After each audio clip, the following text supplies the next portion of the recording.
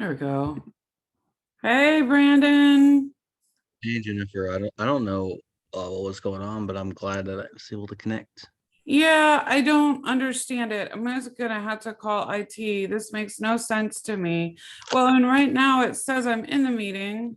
There we go. Um, I don't know. So when I clicked on start meeting, it told me that I was waiting for the person to start the meeting. And I'm like, I am the person. So then I tried to sign in, but it wouldn't let me. So I closed out of that and then went back to start a meeting and it let me like launch a whole different URL. So then I posted the new URL and thought, well, I'll try it that way. So I guess I'm gonna have to call and learn a little bit more about Zoom. So usually when I host a meeting, I do it through my Zoom account, with not through Columbus States. But my Zoom account last week gave me a hard time um, with recording. It didn't uh, it didn't record my lecture, so I ended up having to do it again. So anyway, at least here we are. So um, let's do some review and then we'll go back and talk about questions that you have. Does that sound good? Yep. Okay. All right. So the exam's going to be on Blackboard. It opens Monday on the 4th and it at 8 a.m. and it closes Sunday at 11:59 p.m. So if you have questions, just give me a call so that I can help you get where you need to go. Just like today, if I had somebody to call about Zoom, we would not have had trouble. Okay, so what if you missed the exam? If you missed the exam, but you didn't arrange an extension with me, you're gonna have to provide some sort of documentation of a university recognized excuse. And it will have to account for the majority of the week. If you contact me ahead of time, we can agree on an extension. But if you miss the exam, then we'll have to have some documentation. So the format of the exam has two parts. So be sure you do both parts. You've got part one and part two. It'll say exam 1A, exam 1B. It's in the two parts are labeled that way so that part one is your multiple choice. You get 60 minutes to do the multiple choice. It's 30 questions. You get 2 points per question. So we time that independently of the short answer questions because I don't want you to spend too much time on the short answer questions and not have enough time for the multiple choice. It also gives you the opportunity to break it up in terms of the testing process. So if you decide you want to do the multiple choice one day and the short answer portion another day, you can. So you don't have to do it all at once.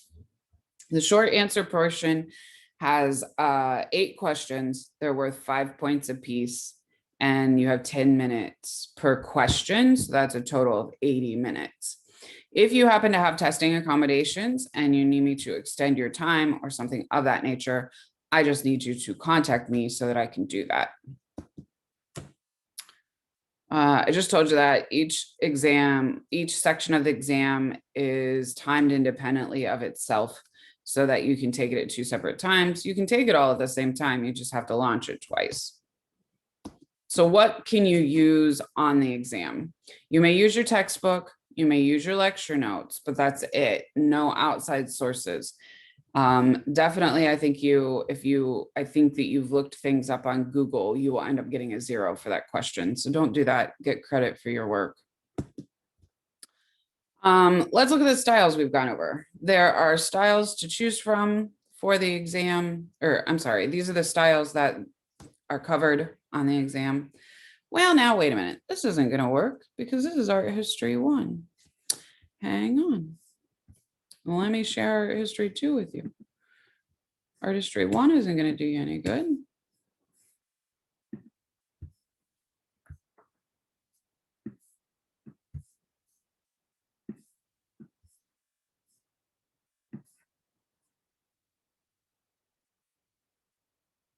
Ah, Sorry, they look a lot alike. Okay.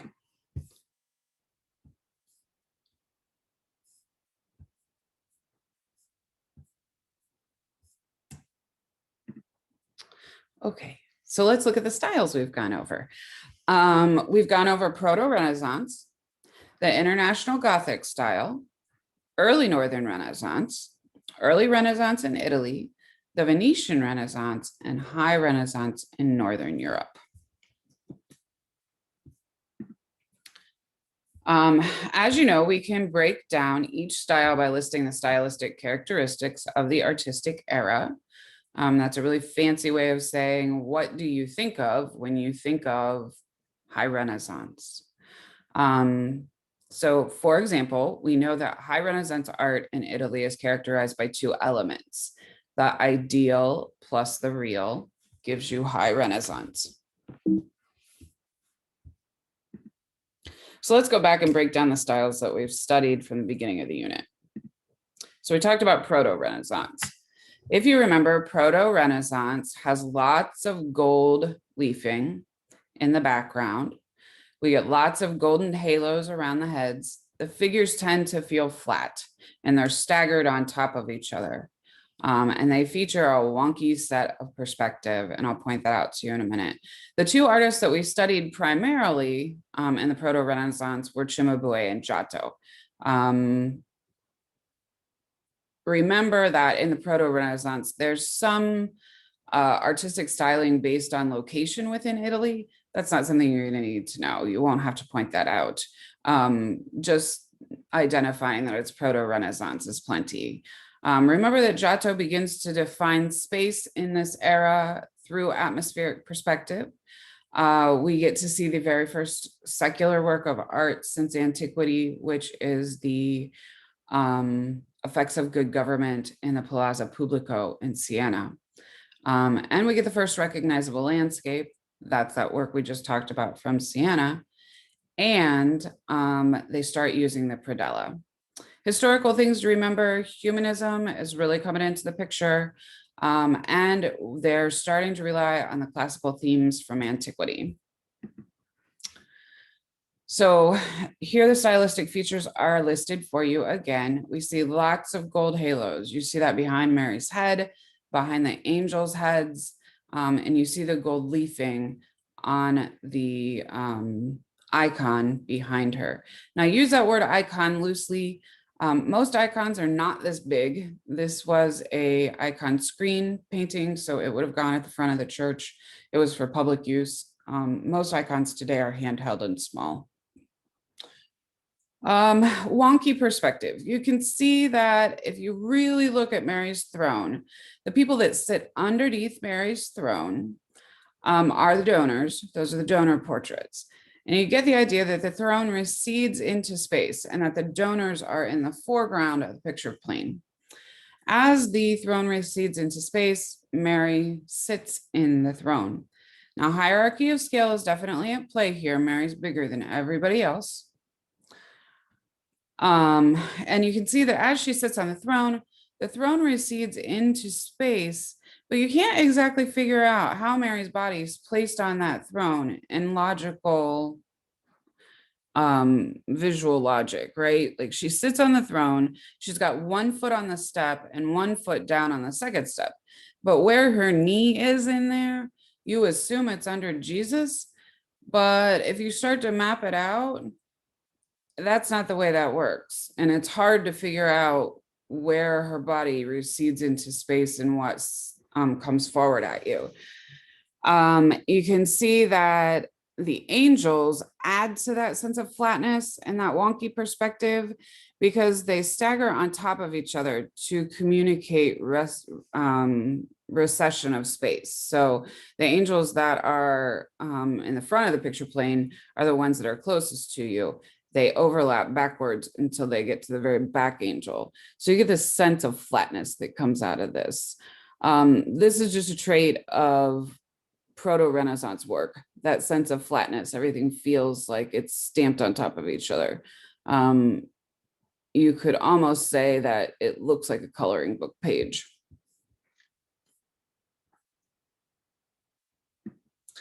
So International Gothic style is the next era of art history that we discussed. We discussed it along with Proto-Renaissance in the first unit. It features elongated figures and a lavish use of gold. The thing that really sets Proto-Renaissance apart from International Gothic style is that the International Gothic style tends to feature this really lacy looking decorative framing of the painting. So I'll show you that here in a minute. There's an abundant use of decoration and pattern. In terms of examples, the Vesper build Pietà is there. And we talk about Simone Martini's Annunciation that we're getting ready to look at. I don't know whether we made a big deal out of the Vesper build Pietà in the very first lesson. I know it's listed there as an example, but I would know Simone Martini's Annunciation. So here is Simone Martini's Annunciation. You can see that intricate frame that I talked about in the beginning. It's very lacy looking. It's carved into the framing of the painting, and then it's gold leafed. Who loves this type of styling is the ruling elite. So the ruling elite love this styling. Why? It's less humanistic. It's less threatening to them. You have not as much hierarchy of scale as we see in the Proto-Renaissance works. You have more elongated looking figures. They're less human looking. They don't have as many individualizing features, and their proportions are still a little bit odd. You see Mary here, she's frightened. She turns away from the angel. She pulls her robe up over towards her face. She is dressed in finery, so she looks like she is the Queen of Heaven, and she's sitting in that wonky perspective. You could even say that Mary has the S curve to her figure. The angel Gabriel's presenting flowers to her. These flowers are symbols of Mary's virginity. So you get a little bit of symbolism in the International Gothic style, but not a whole lot. You can see that the atmospheric perspective is also not as strong as it is in the Proto-Renaissance works. The room recedes into space. You can see that through the ledge that Mary's throne and Mary sits on is placed. But it really truly does not have as many humanizing features as the Proto-Renaissance.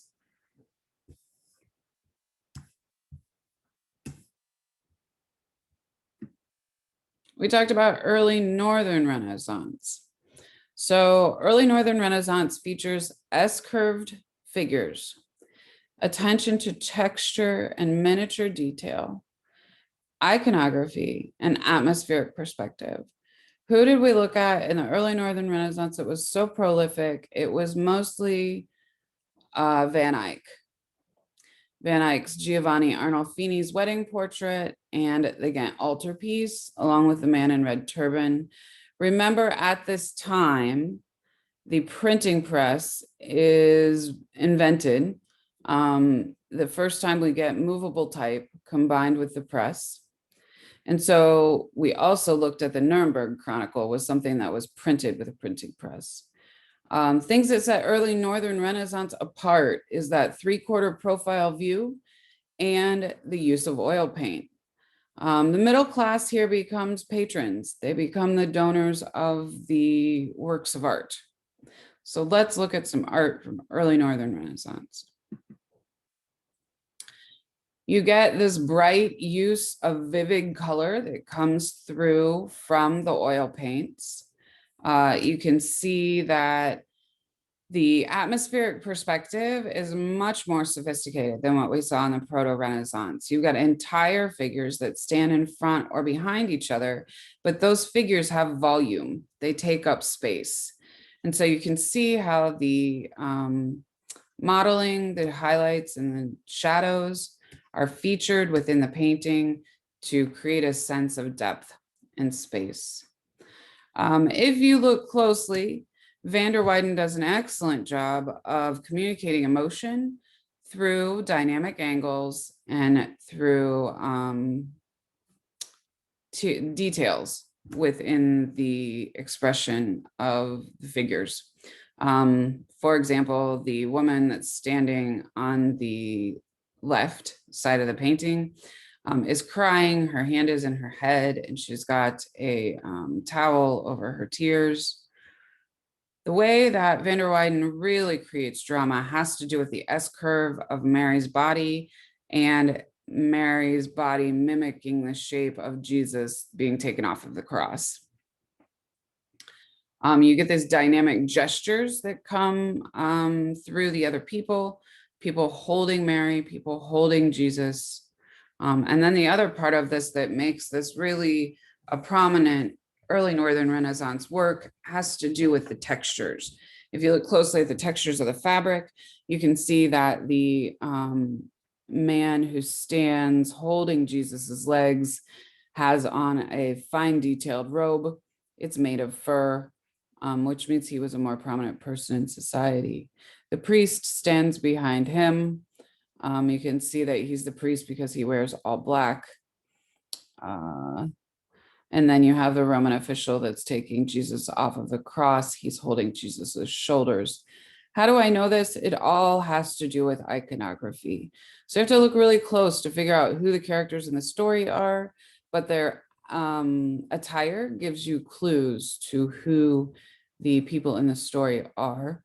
Mary is typically dressed in a royal color. So royal blue is sort of the color they like to put her in.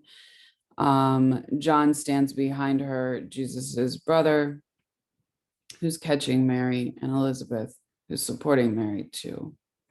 So let's look at some more early Northern Renaissance, and maybe we'll get a better idea about how they use that iconography to communicate.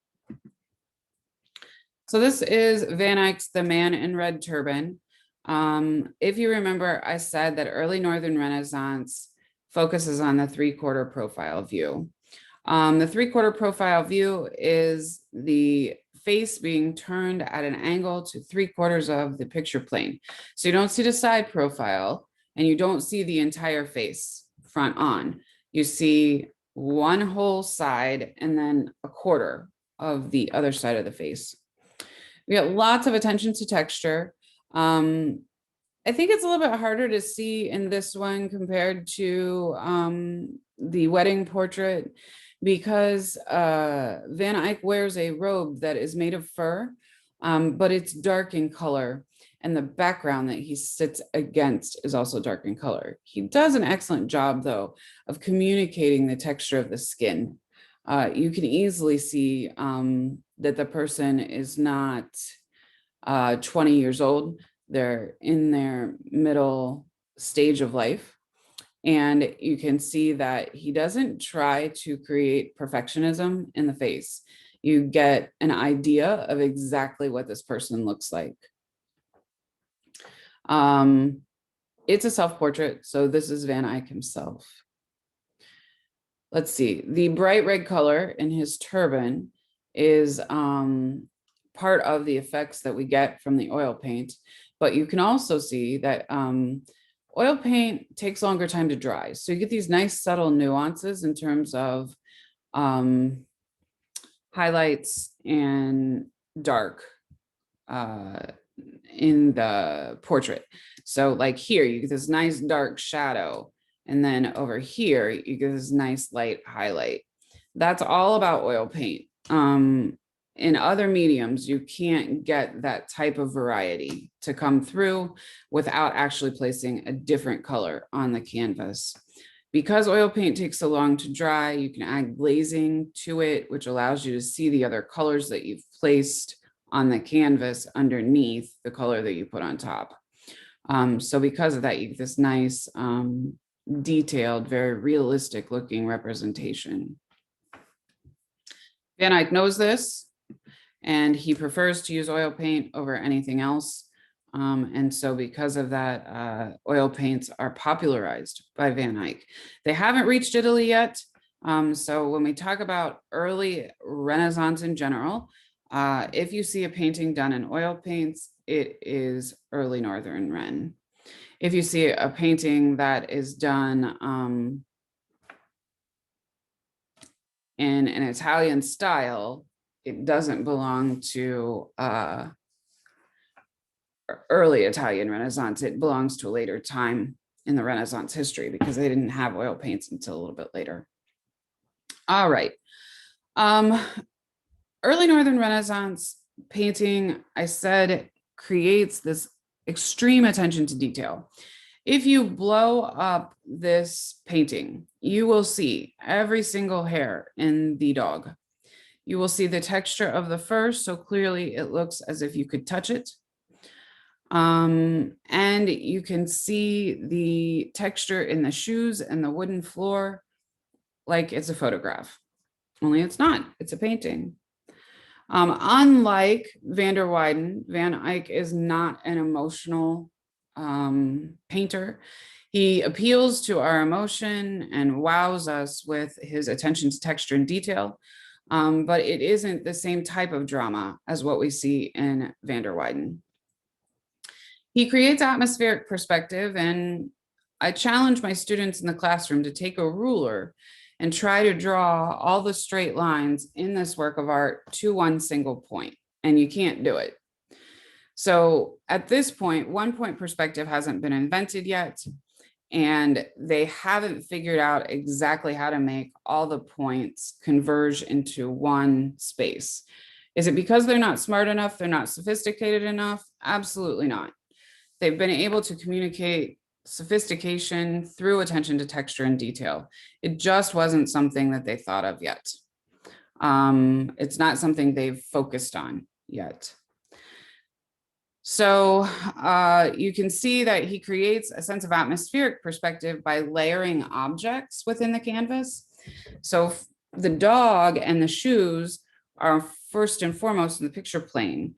Giovanni Arnolfini and his wife stand behind the dog and the shoes. So you know that they're close to the picture plane, but not directly up front.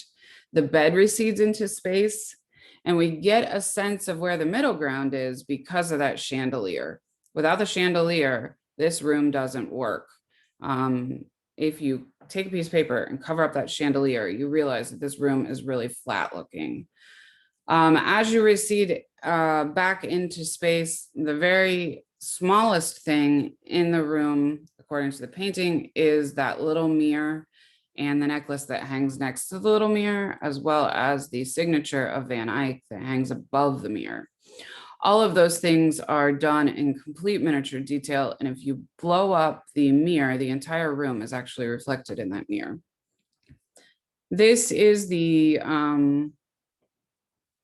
sort of impressiveness of early Northern Renaissance painting. It's highly textured, it's highly detailed. The focus on the fabrics are inherent because the texture or the detail is so important to them. So they're going to use fabrics that are more textured. So like velvet, like fur. Another thing that I told you was really important is iconography. So Giovanni and Arnolfini and his wife are fur traders.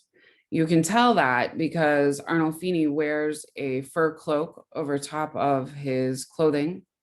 He wears this hat that's very dramatic. The hat communicates that he's a businessman. He makes a lot of money. Mrs.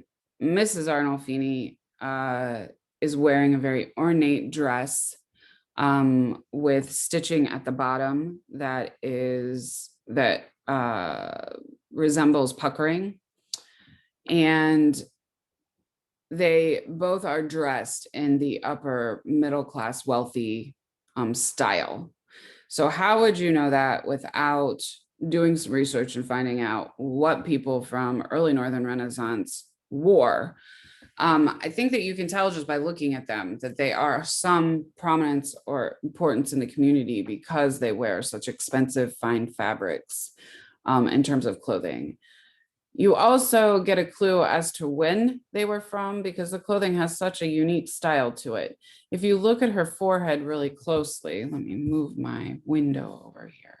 You can see that at this time they pluck the hair away from their forehead because a high forehead was considered to be beautiful.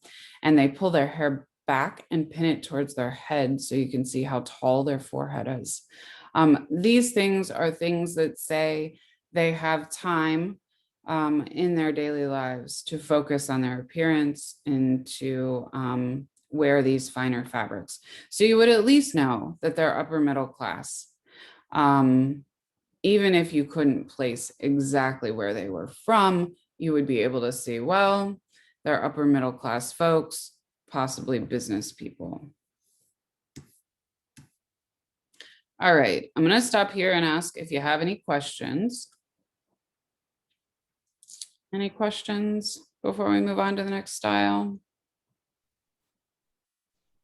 Okay. So this is early Renaissance in Italy. Early Renaissance in Italy looks very different than Renaissance painting, early Renaissance painting in Northern Europe. It focuses on the classical themes left over from antiquity.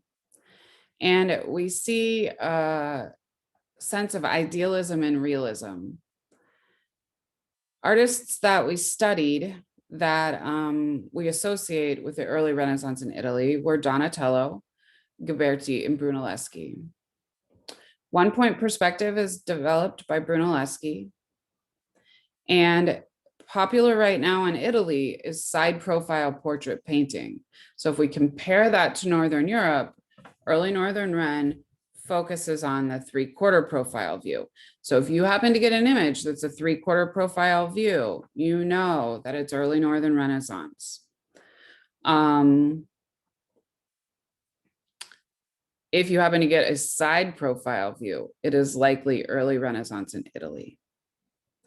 We get the first life-size equestrian figure since antiquity during this time, and the first life-size nude since antiquity. We also see a revival of contrapposto. Common elements within the painting, fresco paintings often focus on the memento mori, that moral symbol that says at one point, everyone will die. We see that guilds become prominent in artwork, and they focus on the Holy Trinity, the representation of Jesus, God, and the Holy Spirit. The Della Pittura is written, and churches become more modulated. So early Renaissance in Italy begins the ideal and push for realism. We get a resurgence of classical themes. And this example from Pollaiuolo is perfect because it is a classical theme. This is Hercules and Antaeus wrestling from mythology. It is a small bronze. Bronze sculpture is popularized here in Italy. And so also they're focusing on the opportunity to create such realistic sculpture that they do it in all angles of the sculpture. And so we get this nice, beautiful sculpture in the round. Sculpture in the round simply means that you can view the sculpture from any point around the sculpture and it doesn't have a right or wrong place to view it from. You can see that Hercules is picking up Antaeus. They're having an argument, assuming it's a physical altercation of some type. And you can see all the muscles in the body flexed and reflected here. That push for realism comes from the detailed way in which they represent the body. Early Northern Renaissance, they tend to put more detail in the fabrics, the textures of the things around them, not so much the humans. And so when you look at early Renaissance in Italy, it feels more humanistic than Northern Renaissance. One point perspective is invented This is Ghiberti's Jacob and Esau. How did Ghiberti find 1 point perspective? Brunelleschi invents it and brings it back to Florence. If you take a ruler and you connect all of the straight lines within this work of art, all of the vertical lines, that is, they converge at 1 point over here. This is 1 point perspective. If you take a ruler and draw the lines from the vertical angles, you'll see that they all connected to one space in the center. If it has 1 point perspective, it has to be Italian, because the northern cultures don't pick up on 1 point perspective for some time. I mentioned that the side profile view becomes very important in Italy. Here it is. This is the way they like to represent their figures.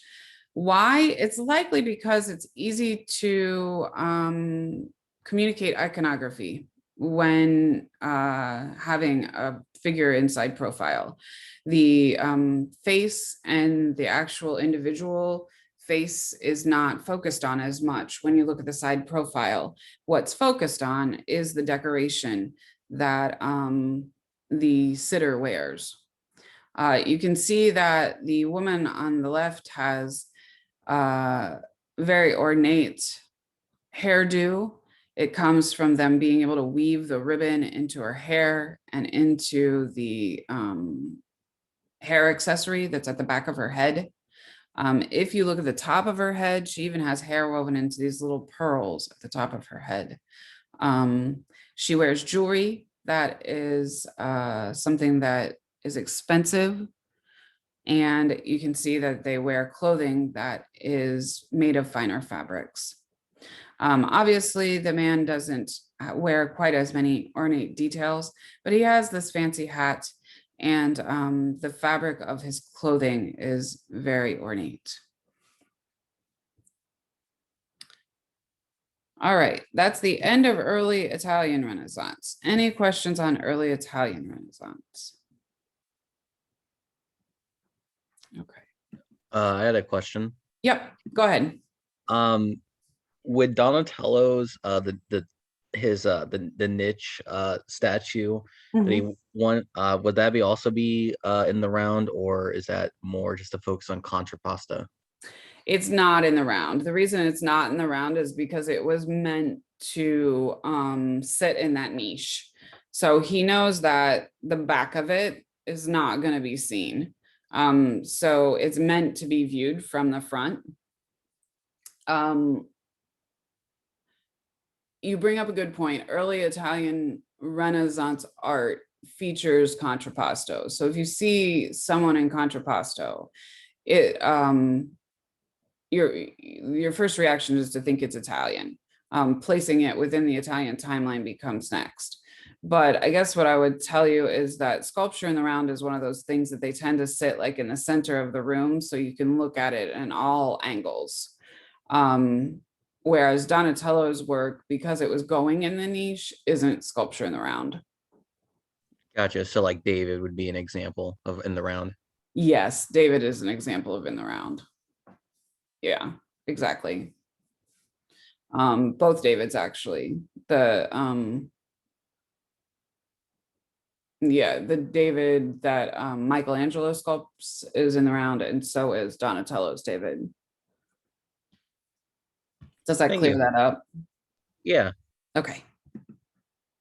All right, so moving on to High Renaissance, we end up with this extreme sense of ideal plus real. So we got a bit of a foothold in the realism with early Italian Renaissance. But now we're going to push that realism to be hyper realistic. And we get this sense of idealism that comes in High Renaissance work.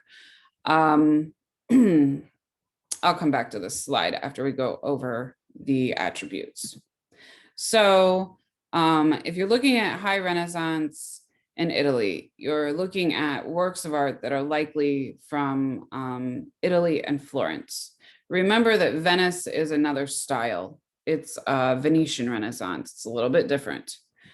All right, so the form takes up characteristics of the figure being drawn before it's painted. And so these figures tend to have this sculptural feeling. They feel weighty, they look voluminous. Excuse me.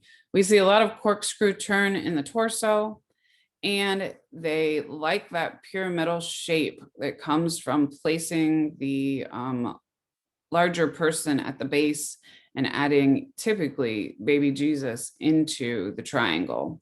I'll show you that here in a minute.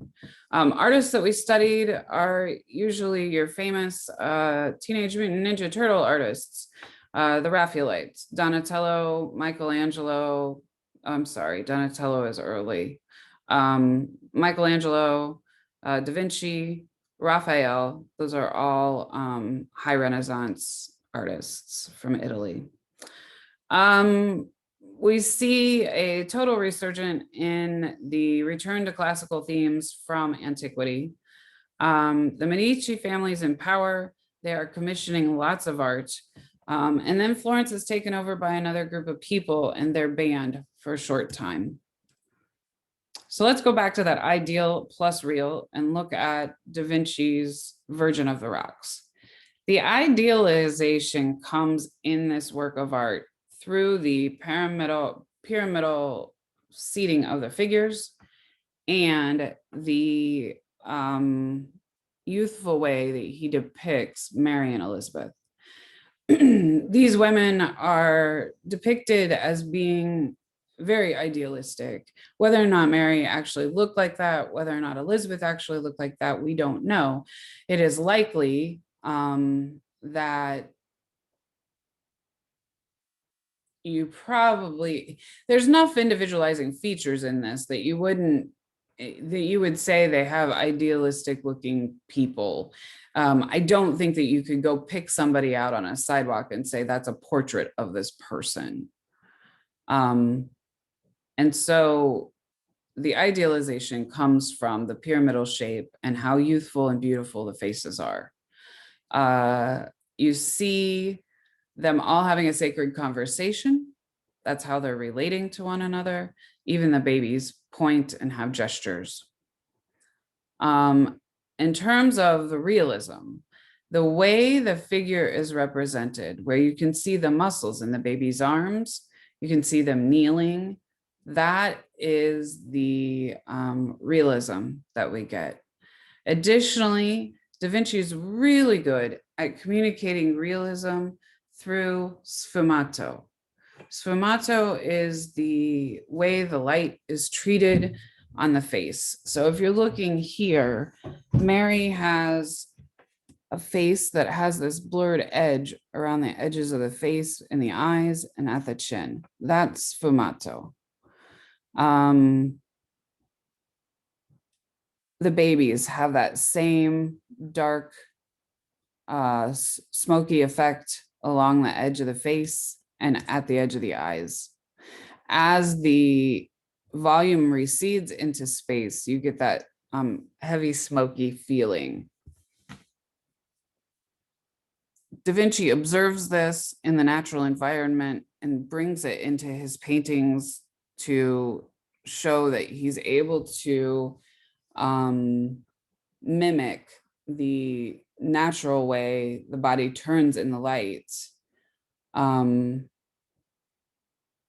with oil paints. Oil paints have now been brought to Italy and they are popular. Another one that we look at when we talk about high Renaissance in Italy is Raphael. In Raphael's work, I think it's a little bit easier to see the disegno style. If you put a point up here above Mary's head and you draw lines all the way down to the base of her figure, you get a nice pyramid shape. That pyramid shape is anchored by her leg. Mary feels weighty. She feels heavier than the works of art that we compare to with the Colore style. She could be translated into sculpture very easily from this painting. You see that she holds the baby. The baby's proportions to Mary create the perfect pyramid. You can see the corkscrew turn of the spine because she holds his bottom as it recedes back into space. And then the spine has to sort of contort to reach towards the top of her neck. So if you start at the shoulder blade, you can draw that corkscrew turn of the spine that we get. The baby definitely has a more realistic looking baby body. It's chubby. It's little kid-like. Madonna is definitely depicted in idealized fashion. She has a youthful look on her face. Her skin is perfect. There's no blemish to it. And you get this nice idealized feel to her face. This idealization creates a sense of serenity in high Italian Renaissance work. We often talk about Michelangelo's Pietà when we talk about that serenity feeling. It comes from the fact that the figures sit so perfectly next to each other in proportion. And because of that, you get this good sense of the proportions giving you this idealized harmony. Okay. So you heard me mention that difference between the Colore and the Disegno. Don't forget that Disegno is built from a drawing, and so the figures feel more sculptural. For example, this drawing here by Michelangelo in the sepia tone,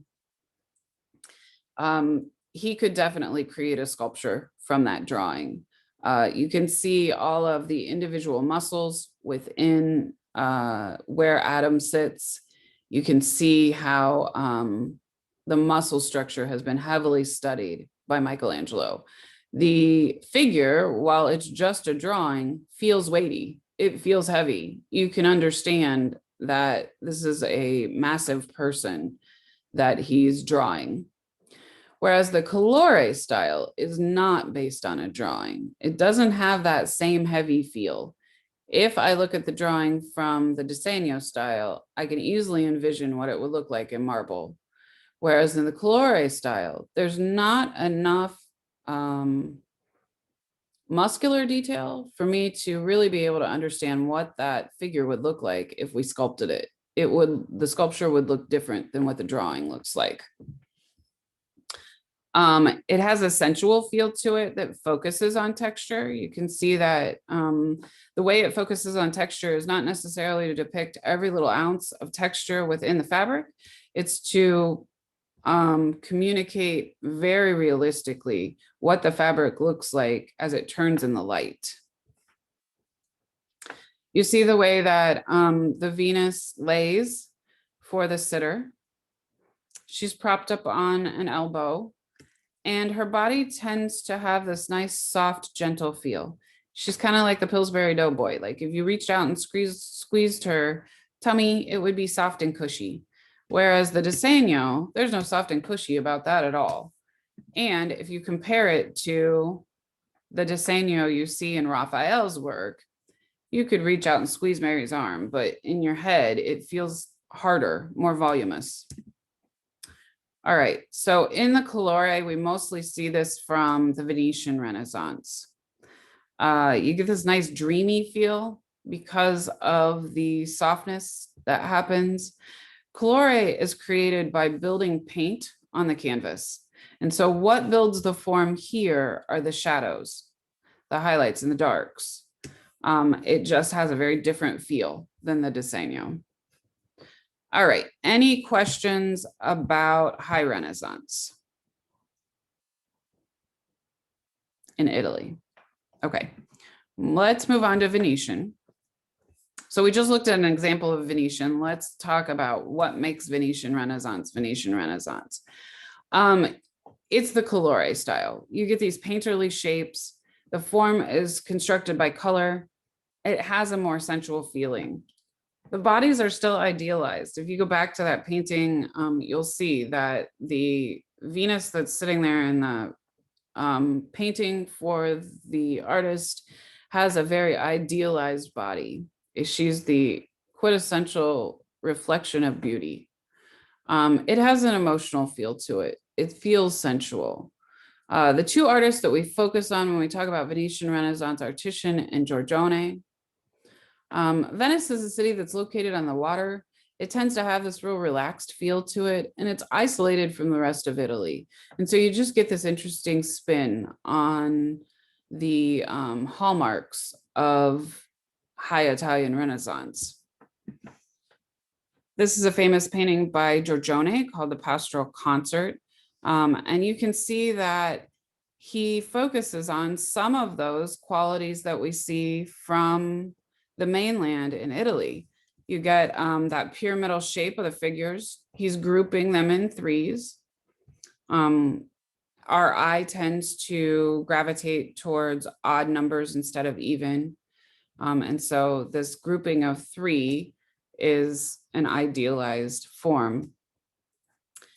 You see the women that sit in front of him that are nude. They also have that sensual, soft feeling to the texture of the skin. That sensual, soft feeling is communicated through color placement. So the midtones of the back, the light of the shoulders, and the dark of the form receding into space.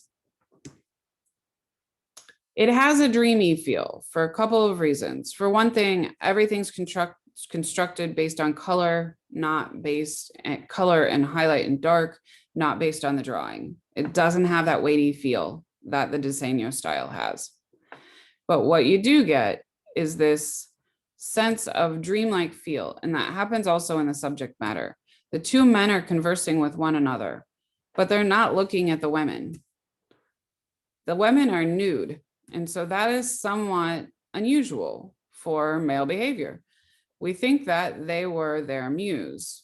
They are there as a figment of the men's imagination, not necessarily there in real life. Okay, so any questions about Venetian Renaissance or Colore versus Disegno? Okay. All right, so let's talk about mannerism. Mannerism we studied on the tail end of High Renaissance. And that's because it's a reaction to the High Renaissance. Mannerism has some very strict rules to it that tend to follow most mannerist works. So we're going to look at those in a minute. Artists that we studied in the mannerist style were Pontormo, Bologna, and Bronzino. Bronzino tends to be a portrait painter. Excuse me. Oh, sorry. Bologna is a sculptor and Pontormo is a painter. I tend to show you oil paintings as representations of the styles that are featured. It's just because it's easier to see. We still study lots of sculpture and things like that in this time period. So mannerism follows four really important rules. One is this strange, unrealistic contortion of the body, and I'll show you that here in a minute. They have unrealistic colors. They tend to irritate your eyes. We call them acidic. They don't have any real setting. You can't look at the scene and go, oh, that's in a grotto. You can't look at a scene and say, oh, that's in my neighbor's backyard, because there really isn't any information as to what the scene is. So we'll look at that in a second as well. The figures often seem to have an overly exaggerated emotional reaction. And the only way to see that is to look closely at the figures themselves. So first of all, I claimed that there were these contortions of the body. You can see them here. You see how this guy stands on his tiptoes? Yeah, he's supporting the weight of a 200+ pound man. That's just not humanly possible. When you look at the colors, you see that the back of this man looks as if he's wearing a light pink t-shirt. He's not, that's his skin. When you compare it to the lady's dress in the foreground, they look about the same color. And then Pontormo strategically places that red and pink next to various parts of the painting to highlight the movement of the painting, but also to highlight the emotional reaction that the figures have. So Mary has this look of despair on her face. She reaches out towards Jesus. The woman behind her, though, is very moved and looks up at Mary in pity, I would say, maybe empathy. If you really want to see emotion in terms of the reaction on the faces, this guy right here has this really haunting look on his face. His eyes are not detailed. They have this hollowness to them. Let's see. And then I said that mannerism paintings take place in an area that has no real setting. So the frame to this particular painting makes it feel as if it's taking place in some sort of place, but it doesn't give you enough information within the background to figure out what place it's happening in. You get this cloud over here. There's this bluish sky, but you have no idea where that bluish sky is located in terms of geography. In addition to, you get the idea that there's a floor here because the area that represents the floor has a lot of color variation and a lot of dark and light variation. So as it goes back into space, it gets darker back here. So you get the idea that they're standing on a floor, but that's about all you know. We have tried very hard to recreate this painting through something called a tableau vivant, where people take on the gestures of the people in the painting and they try to recreate the way the people stand in the painting. And what happens is that the guy that's standing in front can't possibly support the weight of a human being. And so in the recreation, the person in the front is always flat-footed and holds on to something because you can't support that kind of weight. As you go back, though, it's difficult without standing on some sort of stairs or something like that to get a placement for the rest of the figures. So it's kind of like this scene happened somewhere out there and they painted it and then dropped it somewhere on the earth. You really can't tell where it takes place. Any questions about mannerism? Okay. So that is the end of the different styles that we looked at. Let's do a little practice. Some provenance practice.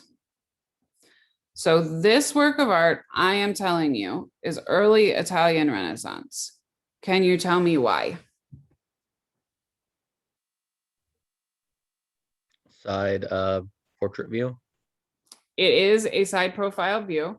What else? Because I gave you that in the slide, but what else do you see that makes this early Italian Renaissance?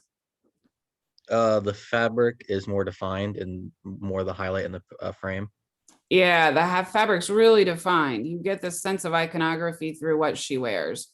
The hair is in that special hairstyle like we saw when we looked at the side profile portraits, these. So you see the special attention to the hair. Okay, good job. So what about this one? It's early Renaissance. Do you know why? Because it's using the contrapposto pose, and it looks like it's a niche. Yep, it's uses the contrapposto pose. You've got lots of volume in the figure's robes. That's because it was sponsored by a guild.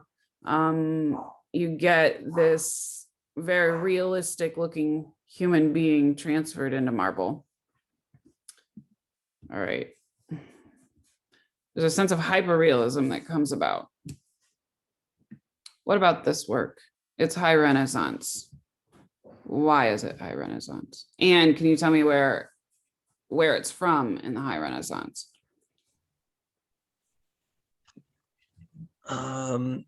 Well, it looks like there's a good sense of the modeling on the textures, and it looks a bit solid. It looks like it might be high Italian Renaissance. It is. It also looks a bit smoky around the eyes of the child, and a little bit of the chin of the mother in the background. Good job. So it looks like it might be Leonardo da Vinci. It is. It's a Da Vinci. He uses the sfumato, and it is in that disegno style, which I know is a little bit harder to see with Da Vinci because he uses that sfumato so heavily, but he is a disegno artist. So good job. What about this one? It's Proto-Renaissance. What do you think in terms of its stylistic features? What makes it proto? The hierarchies of scale with the Madonna, Mhm. the halos in the background of the saints. Yep. A little bit of the wonky perspective in terms of the knees. Mhm. And I would have to say that there doesn't seem to be too much naturalism in terms of the faces. They look a little bit Yeah. not as defined as later works of art. Yeah, they're definitely not as individualized as some of the other works of art. So who do you think painted this? Either Duccio or Kamabue. It's a Cimabue. Good job. You can see the resemblance between it and the Cimabue that we looked at, which is Madonna enthroned, this one. So good that you recognize this style. I was a little bit thrown off because I thought Kamabue liked to do a lot of gold leafing. He does. So you can see the gold leafing in the background. Oh, okay. That's definitely gold leafing. The throne is painted very similar to the other one that we looked at. Some people tell me they think this is Giotto because the throne actually sits on the floor like the one that we looked at by Giotto, Mary enthroned. But it has some of Cimabue's signature, which is this weird knee that just sort of disappears underneath Jesus. If you start to look at her feet, they're exactly like the feet from the other painting. You've got this one leg that's dropped down here and this other knee that's like, where'd it go? So I call that Cimabue's disappearing knee. Okay, yeah, I'm just listing for you there why that's a Cimabue. Okay, what about this one? It's early Northern Ren. Why? I think there's kind of the S curve a little bit, maybe with Jesus. Mm-hmm. You got an Um, S curve in there. You got it, more than just Jesus in the S curve. Just about all the figures there have that. I think it's really prevalent in Mary here because her hip kicks out here and then her shoulders go back against the cross. maybe if I could like zoom in, I'd be able to see the more of the Yes. emotions, and Yes, that could be another indication that it's Northern European. absolutely. I would agree. Maybe iconography. Maybe there's a lot of detail in the textures where you can kind of tell how each person's lives in terms of the roles that they fit. Like, for instance, the female on the far left looks like she might be a nun or some kind of high religious figure. Mm-hmm. What the other iconography that you could point to is this woman with this hairstyle. This fabric that they wear over their head is Northern. It's a trait of Northern Renaissance work. So I think the other thing that you can see that's very different than the Italian Renaissance work has to do with the way they model the figure. You see here, you get some sense of volume in Mary's figure. There's a little bit of a sense of volume. You get the idea that this sleeve turns in space, but exactly how it does it is a little bit confusing. But if you go back to, say, let's compare early. So we're comparing apples to apples.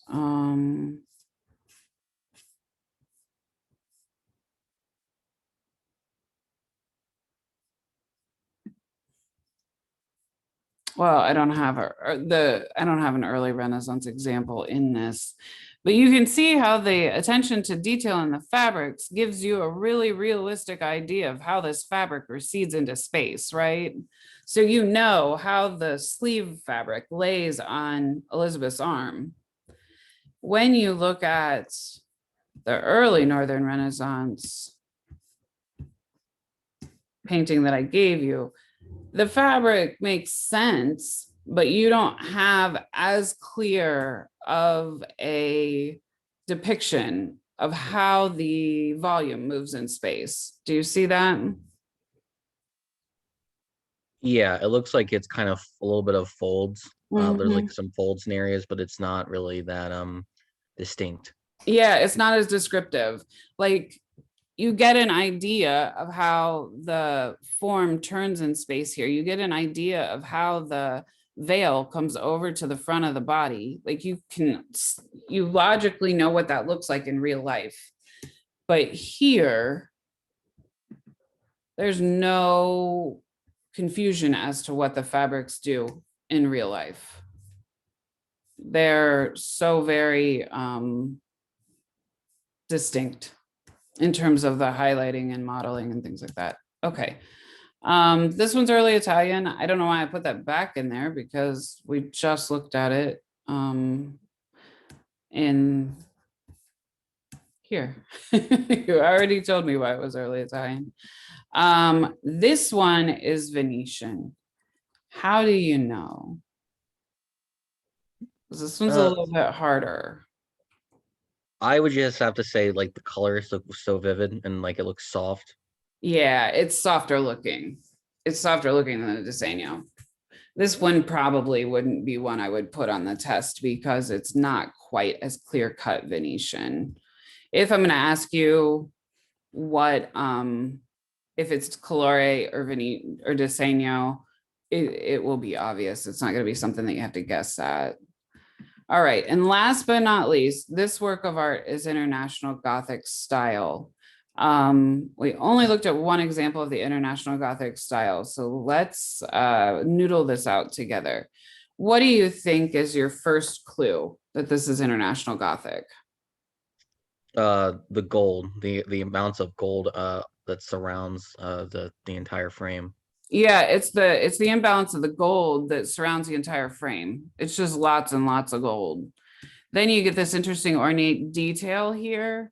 That's actually built into the frame. I know it's a little bit harder to see, but it is. It's built into the frame.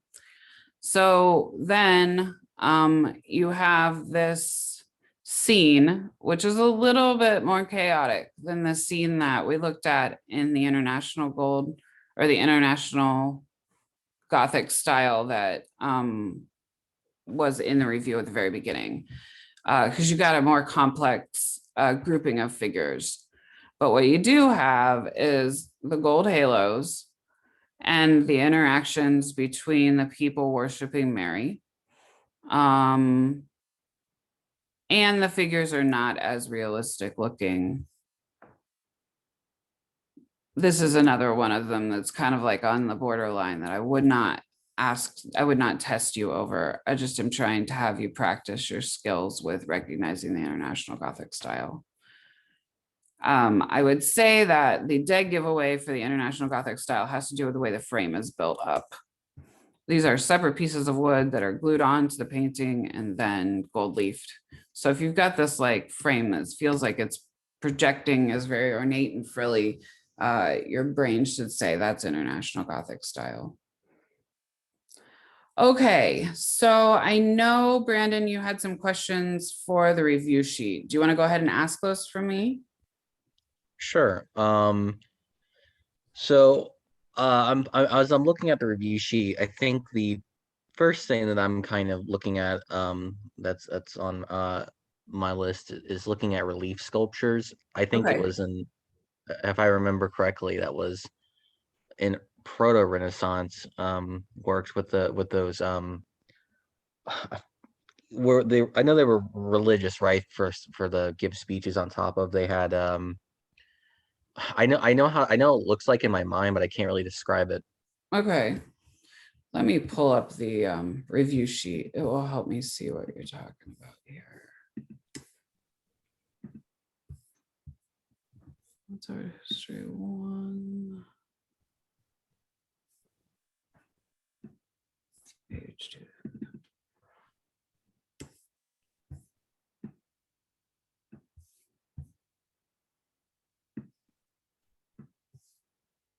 Oh, just the term relief sculpture in general? Mhm. Is that what you're talking about? Yeah. Okay. I just want you to know to be able to use the term.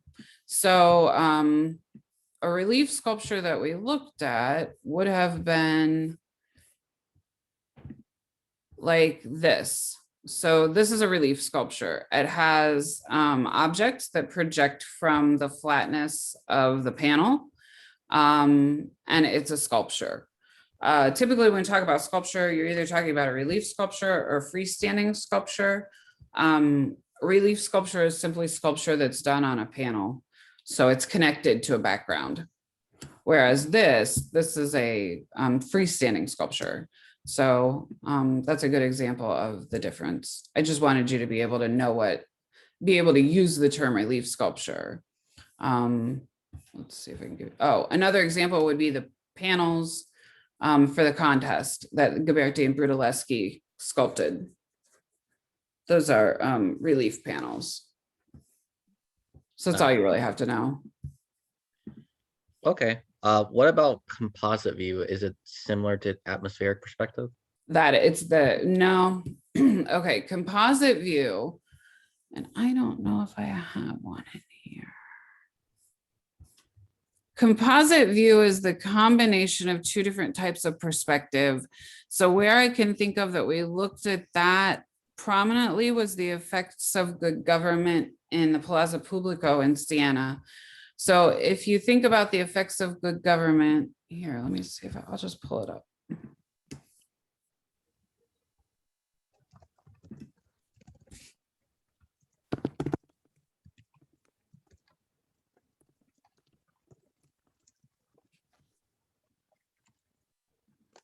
Okay.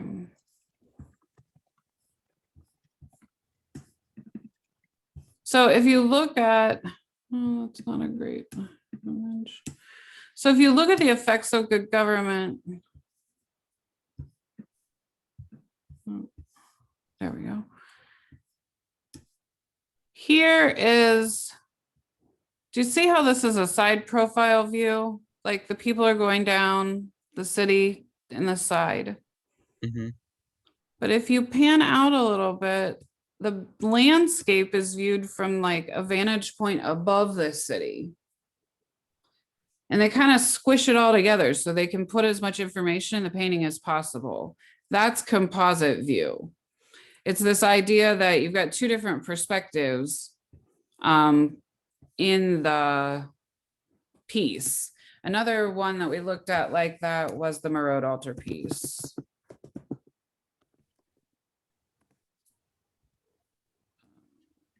That here in the Marode altarpiece, the twisted perspective or the composite view has to do with this table right here. Everything else that you're looking at is head on, but the table is turned up towards the picture plane so you can see the objects on the table. Here as Gotcha. well with Joseph's bench. So would I expect you to be able to be real diligent in picking that out? No, because you've only seen 2 or 3 examples of it. I just put it on there so you, like when you, if you're writing an essay or something, you'd be able to talk about it in proper terms. Mm-hmm. Yeah. I guess for another term on the review sheet, the lost wax process. Okay, the lost wax process is important. Donatello is the one that brings it back into Italy. And the reason it's important is because it tends to be a measure of sophistication of a society. It was something that was developed in antiquity by ancient cultures long ago. And the fact that it's resurfaced in Renaissance art, it comes back because Donatello uses it to create sculpture. Let's see, let me pull up review.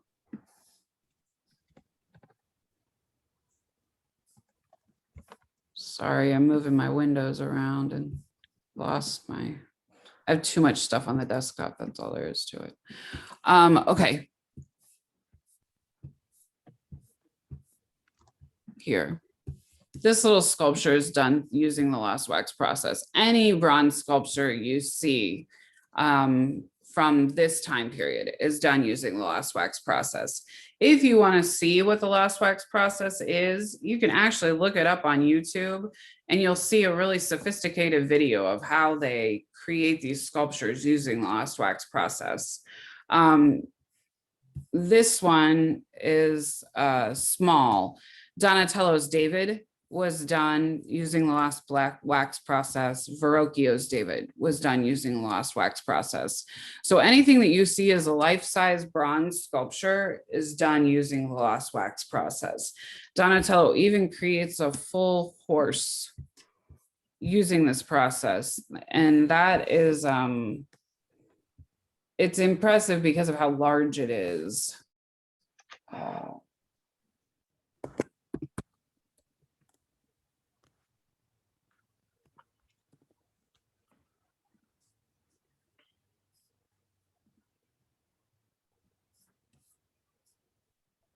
Well,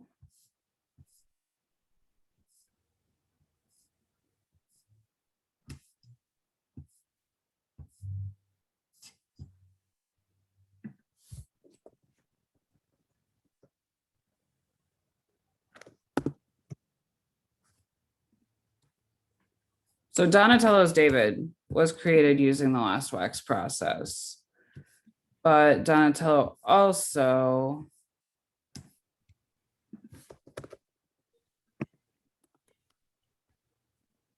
creates a full condottiere using the lost wax process. So you get this large bronze sculpture, and it's the largest one done in antique or in the Renaissance time. So bringing back this process allows for a sophistication in sculpture that we haven't seen in a while. It's why it's revolutionary. Gotcha. All right. In terms of, I think the other one that I had on the term sheet was ashlar masonry.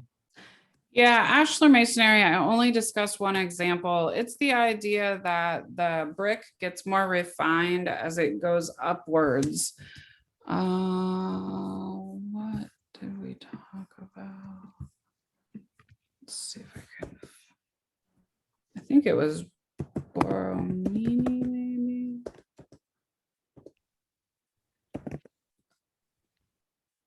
Helps if I spell it right.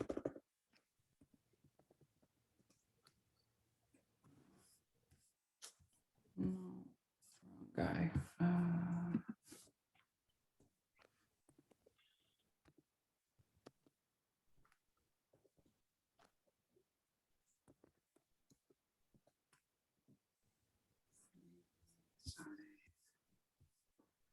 Okay, well, and it's the Medici's.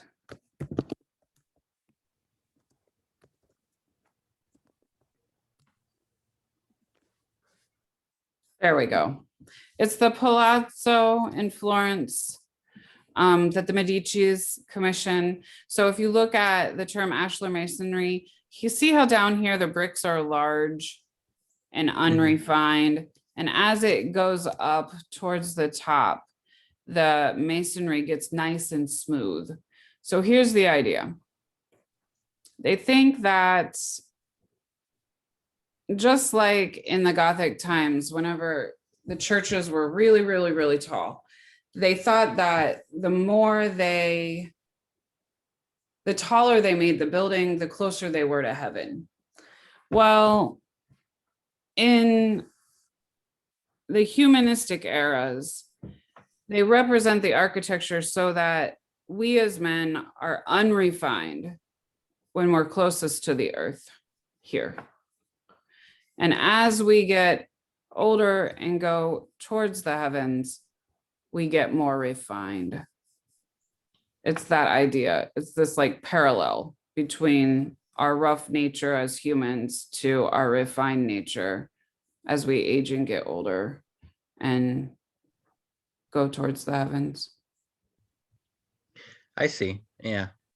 It's like the building blocks of humankind. But we really only looked at one example. So you might get one question on the test about it. You don't have to know like a whole ton about it. Mm-hmm. Yeah. I guess another one is, and I think we've seen this before with the illusionist fresco. I think that was we saw that a little bit in early Italian Renaissance, I think. Right, early Italian. Illusionistic fresco is going to rear its head again when we get to the Baroque, but let me Montagna's who we look at for that. So when we looked at the camera picta, you remember how I told you that one of these little babies actually pees on you?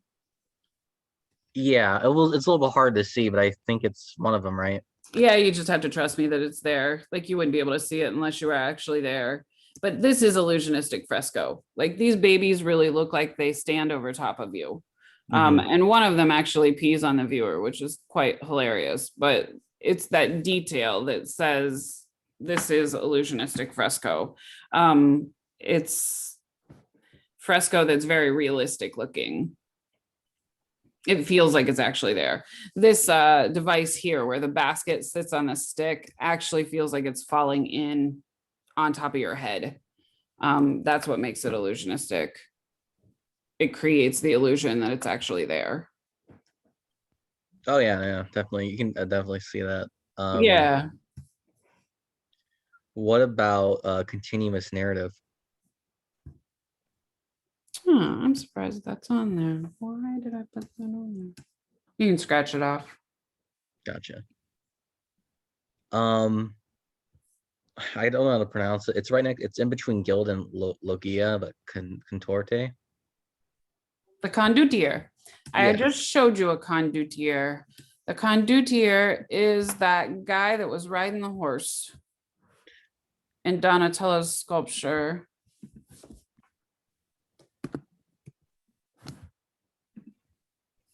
It's just a fancy Italian word for police officer. This guy's the condottiere. Ah. So what does that, why is that important?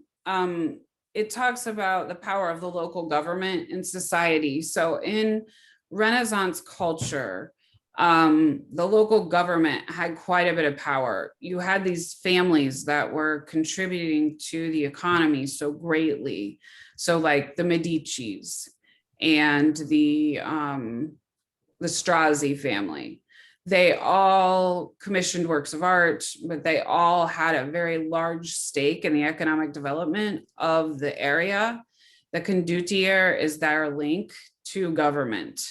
So the police officer is representative of how the political system sort of ran the areas that we're looking at. So like the Medicis were run out of town because they were too powerful, and the incoming group of people felt like they were too powerful. And so because of that, the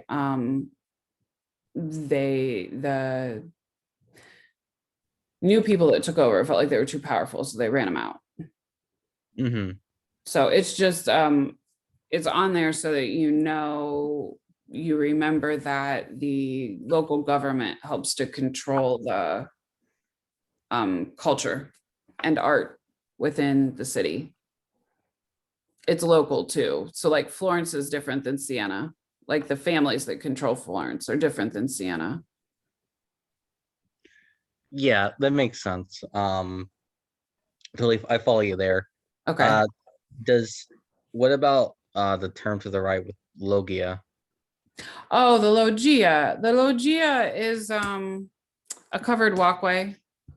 That's all it is. The palazzos have them a lot.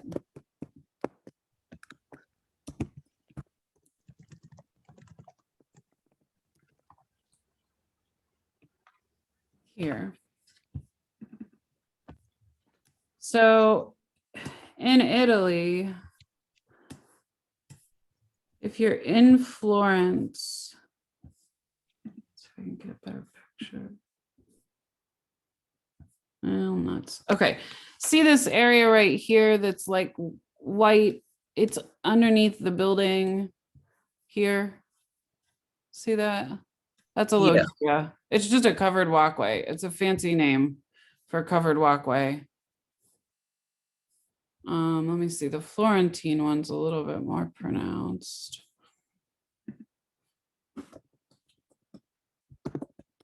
In fact, if you go to Florence, there's sculpture in their Palazzo Pubblico. There's sculpture in their loggia. I mean, what was Siena? Where's oh.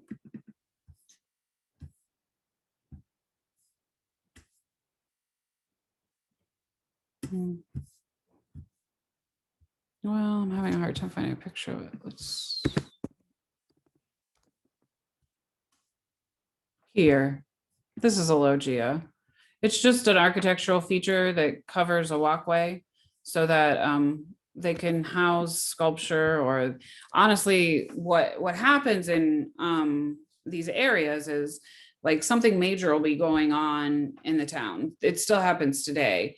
They'll have some speaker, they'll have some sort of entertainment go on in the public Palazzo Pubblico. And so most cities have a Pubblico. It's just a public building that you can go into. It's a civic building. This is the one in Florence. It's the Signoria. At any rate, you go into the town square, and then off to the side is this loggia where you can stand underneath it and sort of take shelter from the sun and the rain. In Florence now, they have sculpture in it too. So it's just part of their public building system. It helps keep the people dry. They take that into new heights when we get into the Baroque, because St. Peter's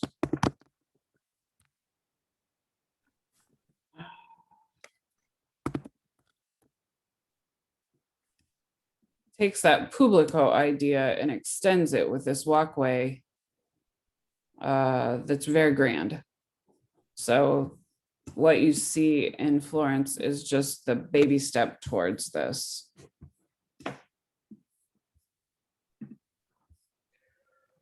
Gotcha. I guess in terms of the foreshortening, I feel like it's Mhm. somewhat similar to the illusionistic fresco, but I think it has definitely its own differences, right? It does. So foreshortening is an artistic term that we use to refer to recession in space. So atmospheric perspective is more about like the landscape and the placement of objects. Foreshortening is about the body. So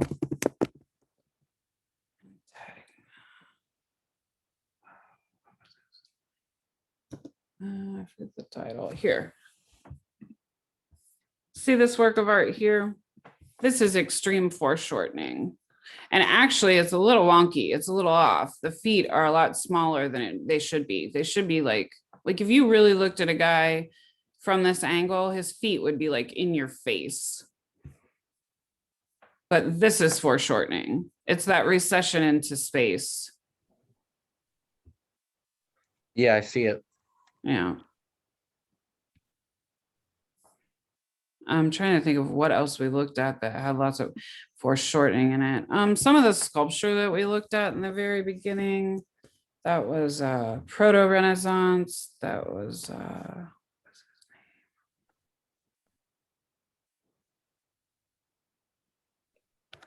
it's in the Pisa Baptist.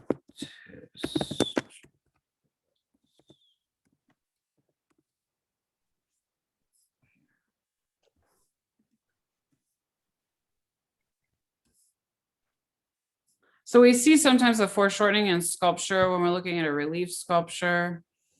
Oh, come on. See how the arm sort of recedes, the arms recede into space. This is all foreshortening. When you get the head that comes out towards you, anything that comes out directly towards the viewer is done in foreshortening. This isn't as sophisticated. Remember, we're in the proto-Renaissance. They're still reviving those tools. But yeah, this is foreshortening too. It's not quite as dramatic. It's not as easy to see as Mantegna's fresco. But that's what foreshortening is. It's one of those terms that's on there so that if you're talking about something, you can use the right term. If it's not something that really jumps out at you, I wouldn't worry about it because I don't ask you anything about it on the test. It's more like when you're talking about a work of art, you want to be able to recognize the foreshortening. Is that kind of like the same thing with the X composition as well? No, the X composition is pioneered by Titian.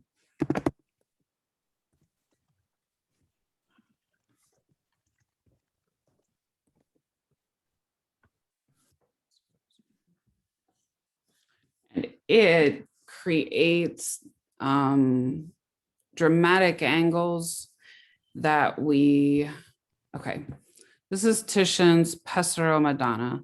See how it has this like line that goes straight through the painting if you connect all the figures here. See that? Yeah. Okay, well, if you go the other way with the flag, see how the flag connects to the rest of the figures down here? Mm-hmm. That's the X composition. And it's used by the Venetians most prevalently to create dramatic effects within the painting. So they feel more emotional. The other one we looked at is Tintoretto.